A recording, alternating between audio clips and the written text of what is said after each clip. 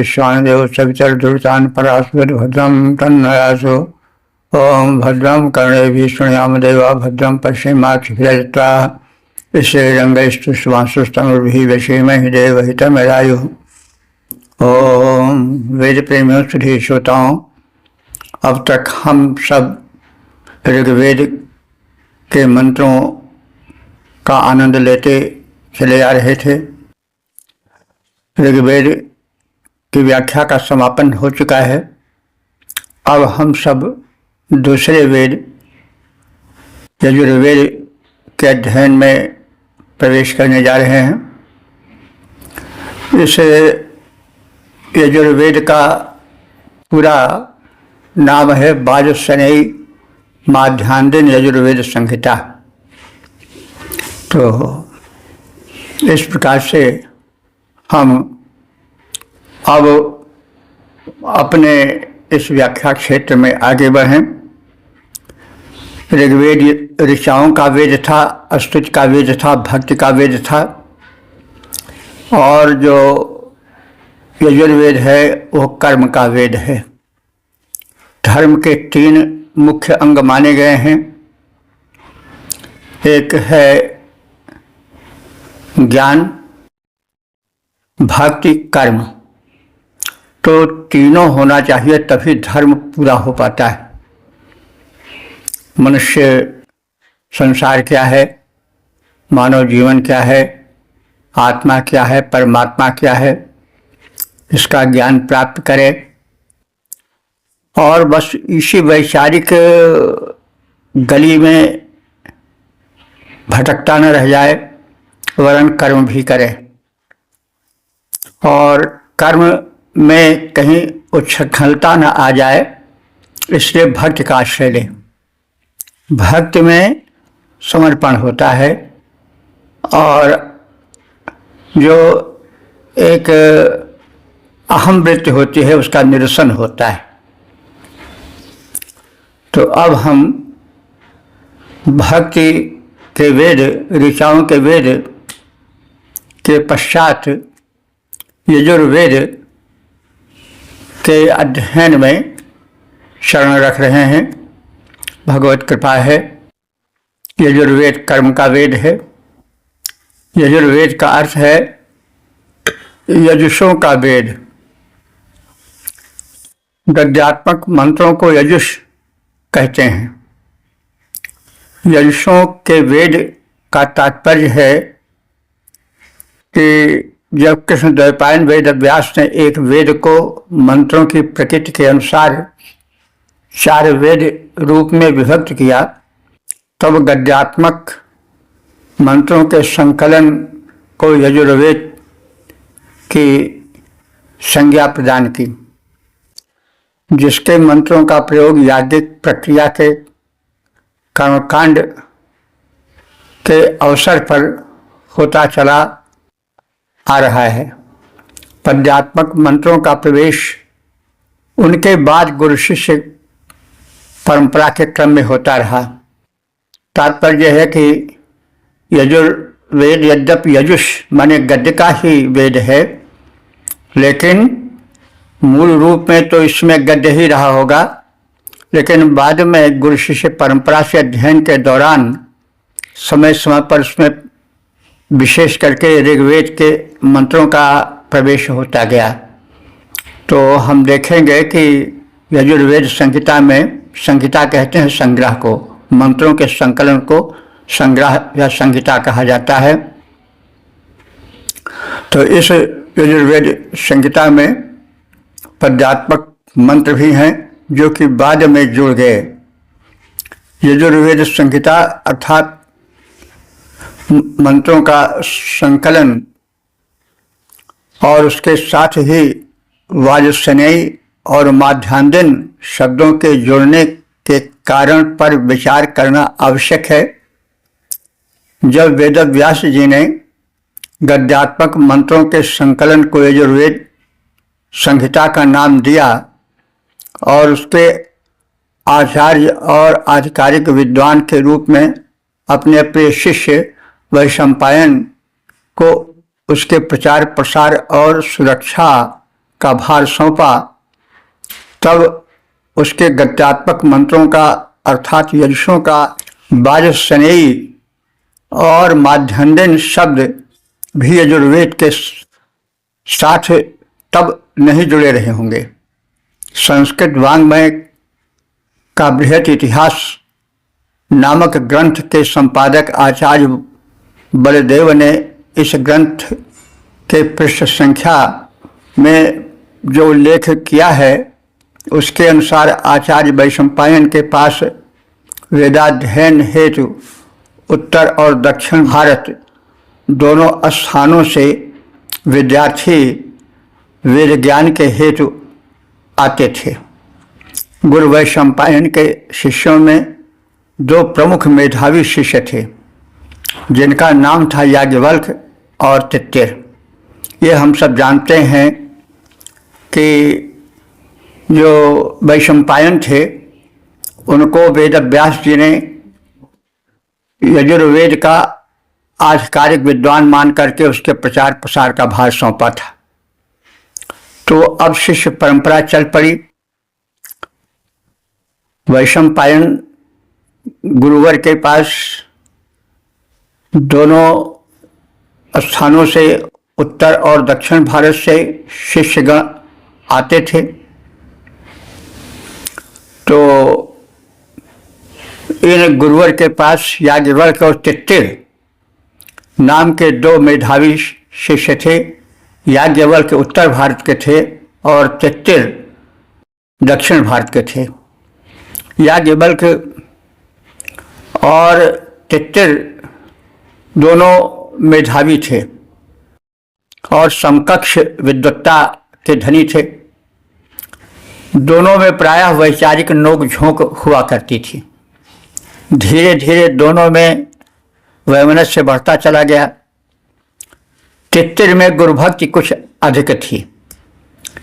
एक दिन की बात है कि गुरुवर वैशंपायन ने कहा, मुझसे ब्रह्महत्या हो गई है, तुम सब शिष्य मिलकर तदर्थ प्रायश्चित विधान करो। याज्ञवल्क्य ने कहा, गुरुवर एतदर्थ तो मैं ही पर्याप्त हूँ, अन्यों की क्या आवश्यकता है। इस गर्वोक्त से असंतुष्ट आचार्य वैशंपायन ने याज्ञवल्क्य से अपने पढ़ाए ज्ञान को उगल देने और आश्रम से चले जाने को कहा। उद्भमन का तात्पर्य हुआ गुरु प्रदत्त यजुर्वेद ज्ञान को भूल जाना और त्याग देना। याज्ञवल्क्य ने कठोर तपस्या द्वारा आदित्य को प्रसन्न कर चिंतन के प्रकाश में यजुर्वेद का नवीन संस्करण प्रस्तुत किया। मध्य दिन के प्रकाश में मध्य काल में प्राप्त होने के कारण यजुर्वेद के इस नवीन संकुलन को माध्यान्हन यजुर्वेद कहा गया। माध्यान्हन संहिता कहे जाने का एक दूसरा कारण भी बताया जाता है। आचार्य याज्ञवल्क्य के शिष्यों में एक शिष्य का नाम था मध्यान्हन। मध्यान्हन प्रतिभाशाली शिष्य थे और मध्यान्हन ने जिस संहिता का प्रवचन किया उसमें अपने तरफ से कुछ मिलाया, उसका विस्तार किया। वह यजुर्वेद माध्यान्हन संहिता के नाम से प्रसिद्ध हुआ। याज्ञवल्क्य के शिष्यों में एक शिष्य का नाम मध्यान्हन था। इसकी पुष्टि पुराणों व अन्य स्रोतों से भी होती है, परंतु मध्यान्हन के नाम से माध्यान्हन कहा जाना अधिक सटीक प्रतीत होता है। यजुर्वेद संहिता में वाजसनेयी शब्द जुड़ जाने का कारण यह बताया जाता है कि आचार्य याज्ञवल्क्य की माता का नाम वाजसनी था। वाजसनी के पुत्र होने के कारण याज्ञवल्क्य को वाजसनेय कहा जाता था। इसी नाम के कारण याज्ञवल्क्य द्वारा प्रोक्त संहिता का नाम वाजसनेयी संहिता पड़ा। संहिता का अर्थ मंत्रों का संकलन होता है। महर्षि वेदव्यास ने ऋग्वेद से यजुषों अर्थात गद्यात्मक मंत्रों को निकालकर जो संहिता बनाई थी और उस संकलन को यजुर्वेद का नाम दिया था, वो संहिता अपने मूल रूप में आज सुलभ नहीं है। समय समय पर छोटे छोटे यजुषों यानी गद्यात्मक मंत्रों और पद्यात्मक मंत्रों को शिष्य विशेष रूप से ऋग्वेद के मंत्रों को यजुर्वेद में सम्मिलित करते रहे। शाखाओं के माध्यम से उनकी संख्या बढ़ती रही। शाखा का अर्थ आज की भाषा में गुरुघराना कहा जा सकता है, जो आश्रमों या गुरुकुलों के रूप में चलता आ रहा है। आज की भांति कोई उस समय ऐसी प्रशासनिक संस्था नहीं थी जो संहिता के मूल प्रारूप को यथावत नियंत्रित रखती। अस्तु आचार्य याज्ञवल्क्य के बाद भी वैदिक मंत्रों का यजुर्वेद संहिता में बहुत समय तक प्रवेश होता रहा। वर्तमान कालिक संपूर्ण माध्यान्हन यजुर्वेद संहिता में 40 अध्याय और 1975 मंत्र हैं। प्रत्येक अध्याय में कंडिकाएं हैं। कंडिका का अर्थ परिच्छेद होता है। किसी ग्रंथ का वह भाग जिसमें किसी एक विषय की चर्चा हो, वो परिच्छेद है। माध्यान्हन संहिता का मुख्य प्रतिपाद्य कर्मकांड है। यजुर्वेद संहिता का संकलन अध्वर्यु नामक ऋत्विज के हेतु याज्ञिक कर्मकांड को सफल संचालित करने हेतु किया गया था। माध्यान्हन संहिता के 40 अध्यायों में प्रथम 2 में दर्शपूर्ण मासेष्ठ विषयक मंत्रों का संकलन है। प्रथम 4 कंडिकाओं में वात्सापकरण, स्थालिग्रहण, गोदोहन तथा दधिकरण विषयक मंत्र हैं। 5वीं कंडिका में व्रतग्रहण विषयक मंत्र हैं। कोई भी यज्ञ प्रारंभ करते समय यजमान को व्रत ग्रहण करना पड़ता था। ये मंत्र एक प्रकार की प्रार्थना है जिसमें अग्नि से प्रार्थना की गई है कि वे यजमान में शक्ति प्रदान करें ताकि वह अपने व्रत ग्रहण में पूर्ण रूप से सफल हो सके, जिससे वह यज्ञ संपादन करने में सक्षम हो सके तथा उसका यह कृत्य पूर्ण रूपेण फलदायक हो सके। मनुष्य प्रकृतिवश मिथ्या भाषण कर ही जाता है। इस स्थिति में वह यज्ञ का अधिकारी तब तक नहीं बन पाता जब तक वह प्रतिज्ञा या संकल्प न कर ले कि कम से कम जब तक यज्ञ चलता रहेगा तब तक वह अनर्थ या मिथ्या भाषण नहीं करेगा। इस संहिता के 2 अध्याय की प्रथम कंडिका से 20वीं कंडिका तक इध्म, वेदिका, वधिप्रोक्षण, वेदिस्तरण, समिधाधान, हविस्सादन, अग्नि सम्मार्जन, प्रधान याग, शिष्ट कृतहोम, जप मंत्र तथा अग्नि सम्मार्जन विषयक मंत्र हैं। 21वीं कंडिका से 34वीं कंडिका तक पिंड पितृ यज्ञ विषयक मंत्र हैं। 3 अध्याय में अग्न्याधान, अग्निहोत्र, अग्नुपस्थापन तथा चतुर्मासेष्ठी विषयक मंत्रों का संकलन है। इस अध्याय में कुल 63 कंडिकाएं हैं। 4th अध्याय से लेकर 8म अध्याय की 32वीं कंडिका तक अग्निष्टोम मंत्र हैं। अग्निष्टोम सभी सोमयागों की प्रकृति है। 33 से 40 कंडिकाओं में षोडशी ग्रह ग्रहण, उपस्थापन तथा भक्षण विषयक मंत्र हैं। 41 से 63 कंडिकाओं तक अतिग्राह्य ग्रहण, रोहिणी, गोभिमंत्रण, सोम प्रशंसन, शत्रुत्थान, शत्रु समृद्धि तथा नैमित्तिक होम से संबद्ध मंत्र हैं। 9वें अध्याय में कुल 40 कंडिकाएं हैं जिनमें 1 से 34 तक में वाजपेय विषयक मंत्र हैं। शेष 6 कंडिकाओं में राजसूय यज्ञ तथा उसके अंगभूत चरक सौत्रामणि से संबद्ध मंत्र हैं। इस अध्याय में भी 34 कंडिकाएं हैं। 11 से 18 अध्यायों तक अग्नि चयन तथा होम विषयक मंत्र हैं। 19 से 21 अध्यायों तक सौत्रामणि से संबंधित मंत्र हैं। 22वें से 25वें में अश्वमेध विषयक मंत्र हैं। इसके 24वें अध्याय में अश्वमेधिक पशुओं के देवता के संबंध का कथन है। इसकी श्रुति रूप संज्ञा है। माध्यान्दिन संहिता के शेष 15 अध्यायों में अग्निष्टोम, अग्निचयन, सौत्रामणि, अश्वमेध, पुरुषमेध, सर्वमेध, पितृमेध, प्रवर्जगनी तथा उपनिषद विषयक वेद मंत्र हैं, जिनका विनियोग पूर्व प्रकरणों में नहीं हुआ है। इस संहिता का 40वां अध्याय प्रसिद्ध ईशावास्य उपनिषद है। इसमें 17 मंत्र हैं जो कर्म पर ज्ञान के अंकुश का संकेत करते हैं। क्या यजुर्वेद यज्ञ कर्म में हिंसा का समर्थन करता है? यज्ञों में हिंसा न होने का समर्थन तो अध्वर और अध्वर्य शब्द ही कर देते हैं। अध्वर का अर्थ है हिंसा रहित यज्ञ कर्म और अध्वर्य का अर्थ है हिंसा रहित यज्ञ कर्म कराने वाला ऋत्विज। इस कथन का प्रत्युत्तर हिंसा के समर्थकों ने यह कह करके दिया कि वैदिकी हिंसा हिंसा न भवति, अर्थात यज्ञों में की गई पशु हिंसा हिंसा होती ही नहीं है।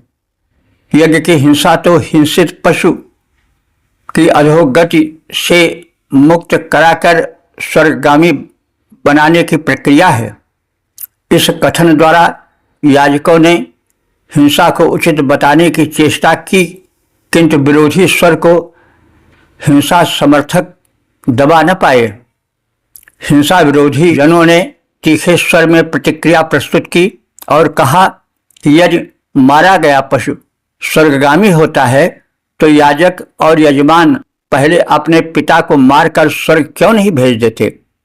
पशु चैन निहिता स्वर्गम ज्योतिष्त्रिवयि गमिष्यति स्वपिता यजमानेन तत्र कस्मान्न हिंसति। इस कथन ने यज्ञ में हिंसा समर्थकों को निरुत्तर कर दिया। वेदव्यास ने महाभारत के शांति पर्व में स्पष्ट कहा है कि यज्ञ भूमि को रक्त रंजित करके स्वर्ग चाहने वाले यदि स्वर्ग जाएंगे तो भला नरक कौन जाएगा?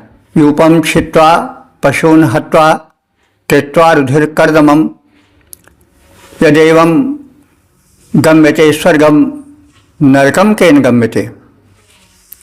मेध और आलभन ये 2 शब्द विवाद के मुख्य कारण हैं। मेध शब्द का अर्थ मेधा संवर्धन या बुद्धि विकासक भी होता है और वध भी होता है। इसी प्रकार आलभन शब्द का अर्थ विधिवत संगति की प्राप्ति और हिंसा दोनों होता है। यज्ञो वै श्रेष्ठतमं कर्म, यह वेद का वाक्य बताता है कि यज्ञ श्रेष्ठतम कर्म है, तो हिंसा को श्रेष्ठतम कर्म कैसे कहा जा सकता है?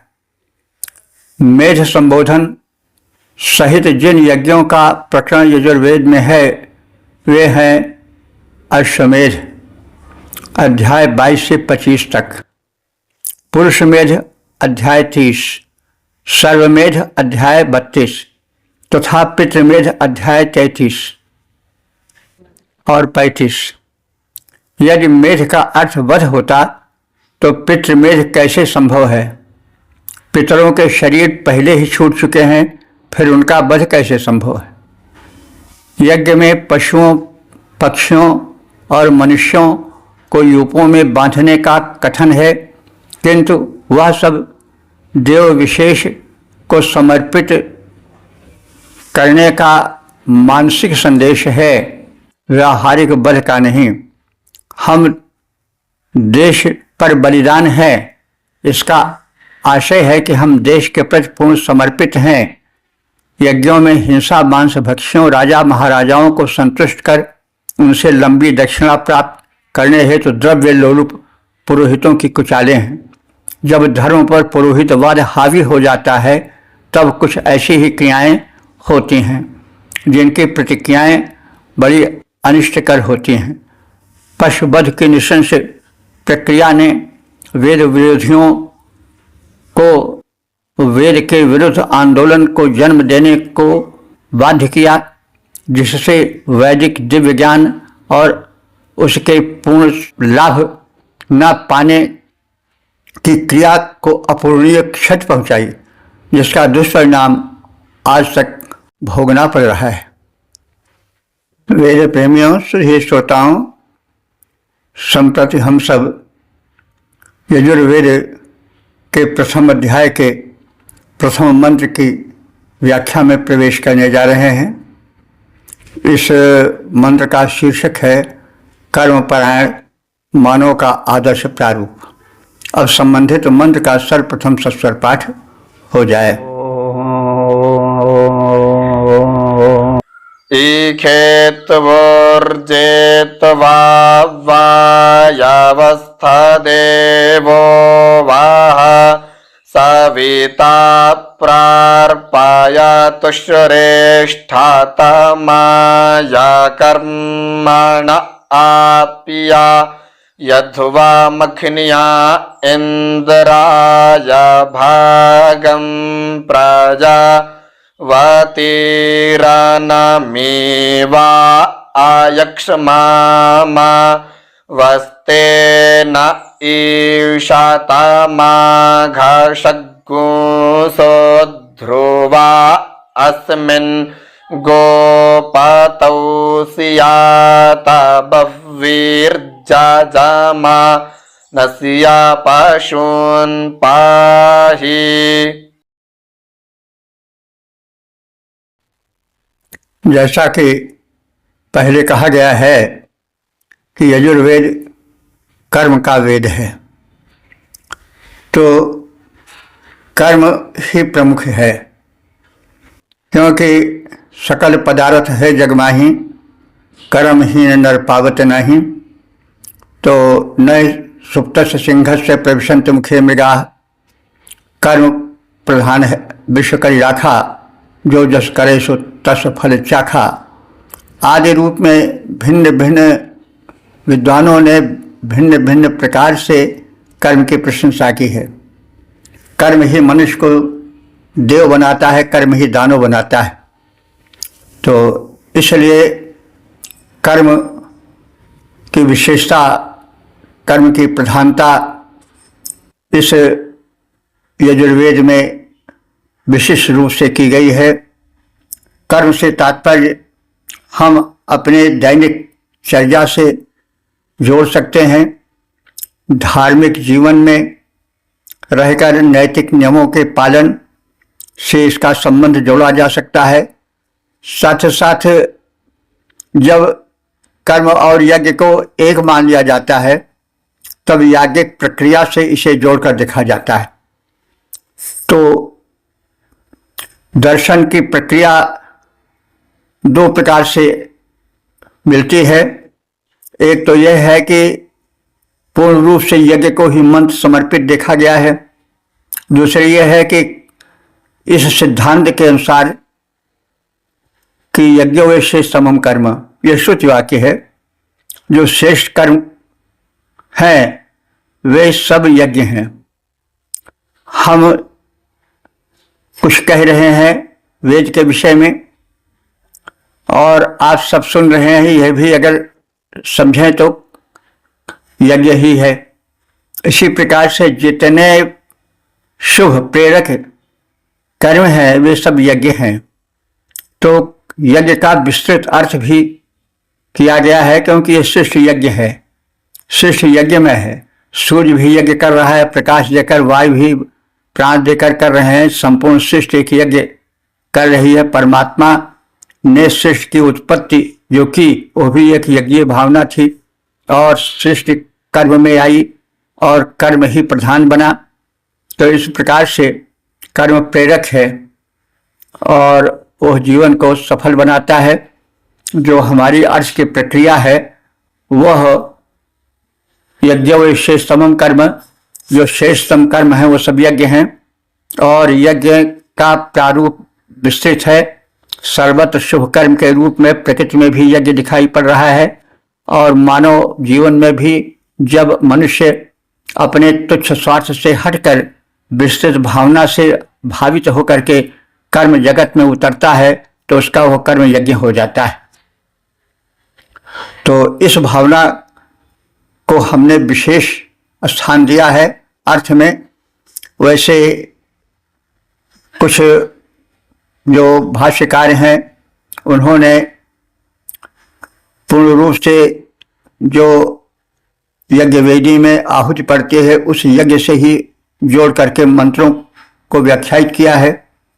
उनका दृष्टिकोण है अपने स्थान पर, लेकिन मैंने उसको स्थान देते हुए जो कर्म का लौकिक व्यावहारिक रूप है, जो जीवन के उत्थान में सहायक है, जो समाज के सुख शांति का प्रेरक है, उसको भी यथास्थान हमने व्याख्या में स्थान प्रदान किया है। तो अब इस प्रथम मंत्र के शब्दार्थ के विषय में और उस व्याख्या के विषय में तथा छंदोबद्ध रूपांतरण के विषय में हम जाने। सविता देव, प्रेरक सविता देव। सविता सूर्य का वह रूप है जो बिल्कुल प्रारंभिक रूप होता है, जो कि निशा के अंधकार को मिटाकर एक प्रकाश की किरणें बिखेरता है। वह रूप प्रेरक रूप है सूर्य का, तो उस प्रेरक रूप को सविता कहा जाता है। तो कर्म प्रेरणा से होता है। जब मानव के हृदय में सत प्रेरणा उत्पन्न होती है तभी सत्कर्म हो पाता है। तो ये तदर्थ देव शक्ति से ऊर्जा प्राप्ति की कामना की गई है और मनुष्यों से कहा गया है कि हे साधक मनुष्यों, सविता देव, प्रेरक देवता सविता त्वा, माने तुझ मनुष्य को इसे माने अन्नोत्पत्ति के लिए, ऊर्जा प्राप्ति के लिए श्रेष्ठ तमाय के कर्मणे, श्रेष्ठतम कर्मों में संलग्न करने के लिए परजपयत प्रेरित करें। आप्यध्वम, तुम प्रगति करते जाओ। अघन्याः, अघन्याः माने अहिंसक, जो हनन न की जाए वो अघन्या है। गाय को भी कहा जाता है। वायवः स्थः, प्राण वायु को वशीभूत कर स्थिर रखो। हे मनुष्यों, तुम वायवस्थः, प्राण वायु को वशीभूत कर उसको स्थित रखो, उसको रोके रखो, उसका नियंत्रण करो, नियमन करो। इंद्राय भागम, इंद्र के अथवा राजा के भाग को देते रहो। इंद्र देवता तो ही हैं, देवराज हैं, लेकिन मनुष्यों का इंद्र कौन है? राजा, वो नरेंद्र है। तो कर्म यह भी है कि मनुष्य अर्जन करे, अर्जन करने के पश्चात जो शासन को कर रूप में देना है उस भाग को राजा को प्रदान करे, क्योंकि जब शासन अर्थ पाएगा, धन पाएगा, तभी तो लोक कल्याण के हेतु संयमित हो पावेगा, उपक्रम कर पावेगा। इसलिए यह कर्तव्य कहा गया है कर्म रूप में निर्दिष्ट किया गया है कि हे मनुष्यों, तुम इंद्राय भागम, जो नरेंद्र हैं, राजा हैं, जो इंद्र हैं, उनके भाग को अर्थात कर को छुड़ाओ नहीं, उसको नियमित रूप से प्रदान करते रहो। प्रजावती ही सुसंतानों वाले बनो। प्रजा कहते हैं संतान को। प्रजावती माने तुम शुभ संतानों वाली, श्रेष्ठ संतानों वाले बनो। अनमीवा, तुम रोग मुक्त जीवन बिताओ। अमीवा कहते हैं रोग को, अनमीवा कहते हैं रोग रहित जीवन को। हे मनुष्यों, तुम आरोग्य प्राप्त करो और रोग रहित जीवन बिताओ। अयक्षमा, यक्षमा कहते हैं भयंकर रोग को। तो अयक्षमा, तुम भयंकर रोगों से मुक्त रहो, उनकी चपेट में ना आओ। स्टेन, स्टेन कहते हैं चोरों को, लुटेरों को। तो स्टेन जो चोर और लुटेरे हैं। अघशंसा माने जो पाप द्वारा प्रशंसा प्राप्त किए हैं और उन्नति किए हैं, बड़ी बड़ी अट्टालिकाएं खड़े किए हैं, वे तुम पर माईशत शासन न कर सकें। यानी जब ऐसे लोग शासन करेंगे जो कि पापी हैं, तो वे पाप कर्म में प्रेरित करेंगे। इसलिए वे लोग जो कि शंस माने प्रशंसा, जो कि पाप कर्म करके ऊंची अट्टालिका खड़ी करके, जगह जमीन बैंक बैलेंस आदि बना करके प्रशंसा पाए हैं, ऐसे लोग तुम पर शासन न कर सकें, क्योंकि वे शासन करेंगे तो पाप कर्म की ओर संकेत करेंगे। अस्मिन, इस गोपति माने इंद्रियों के स्वामी प्रभु पर, गो कहते हैं इंद्रिय को, पति कहते हैं स्वामी। तो इंद्रियों का स्वामी परमात्मा है, आत्मा है, प्राण शक्ति है, ये सब इंद्रियों के स्वामी है। इंद्र माने परमात्मा भी होता है और इंद्र से ही इंद्रिय बनता है, ज्ञान इंद्रिय, कर्मेंद्रिय। तो गोपतौ, इंद्रियों के तुम स्वामी बनो, यानी इंद्रियों पर तुम्हारा अधिकार रहे। ध्रुवा साथ, अटल निष्ठा रखो, जीवन में डगमगाओ नहीं, विश्वासपूर्ण जीवन बिताओ। बही साथ, बहुतों के बनकर रहो। बहवी, बाहवी माने बहुतों के, साथ माने हो जाओ।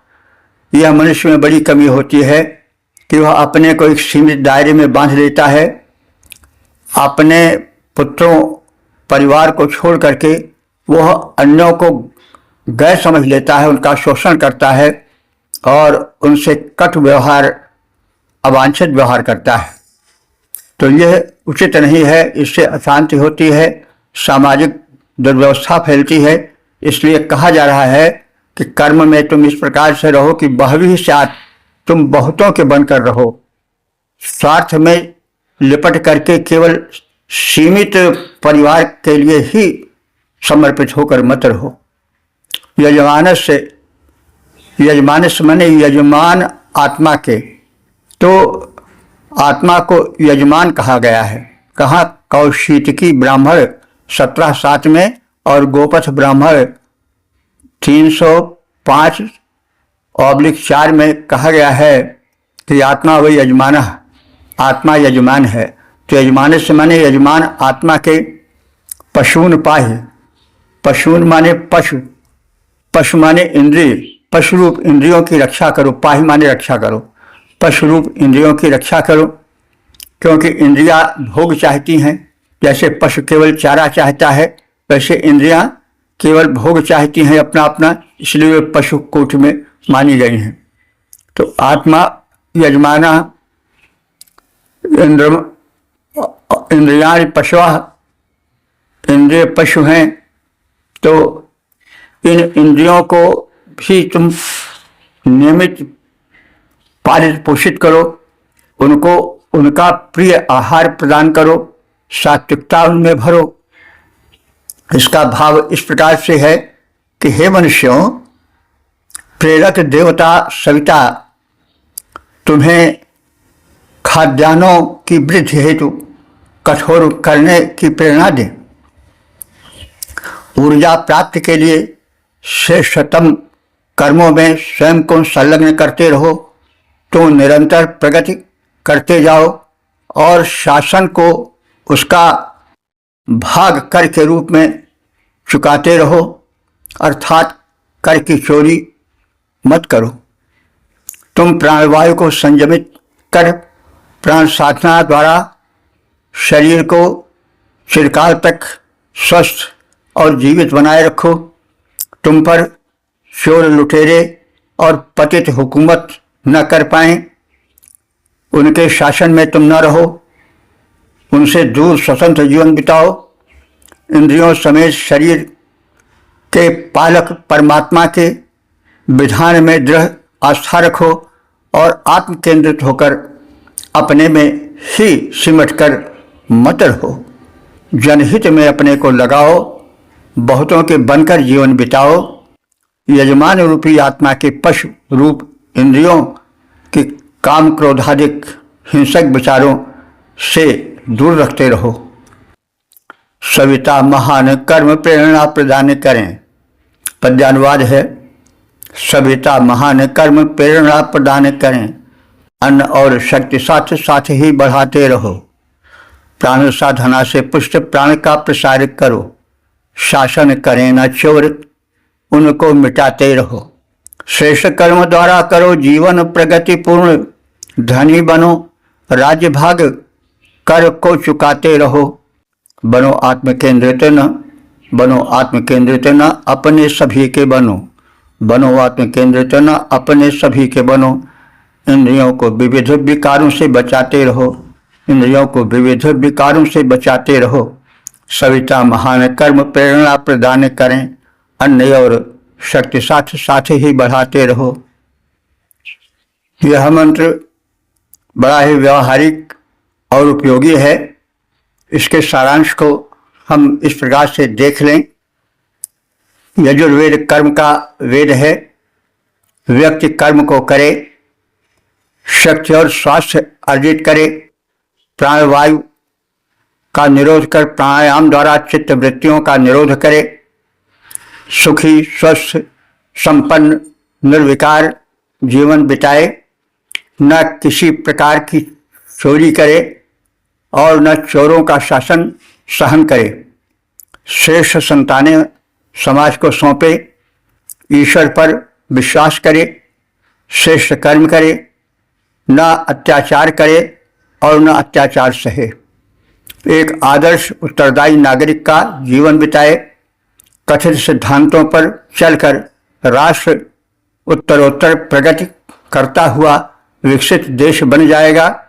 राजा प्रजा शासक शासित दोनों में सौहार्द स्थापित होगा।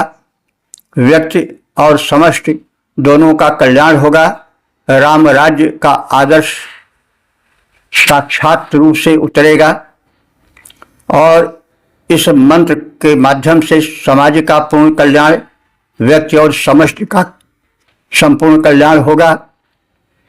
और इन गुणों से युक्त यह मंत्र बड़ा ही उपयोगी मंत्र है।